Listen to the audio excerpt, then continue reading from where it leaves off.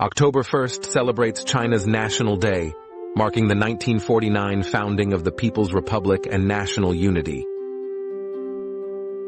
75 years ago, Mao declared China's rise, ending foreign interference and uniting the nation.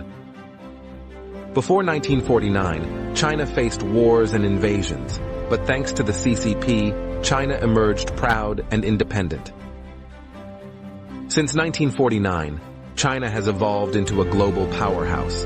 Cities like Shanghai and Shenzhen symbolize its rapid growth. Each year, China's National Day celebrates its strength with military parades and unity, showcasing its unstoppable rise. Across cities and villages, National Day unites China with fireworks, performances, and pride in its journey. China's strides in science, space, and infrastructure showcase the collective will of its people, from astronauts to world-class bullet trains.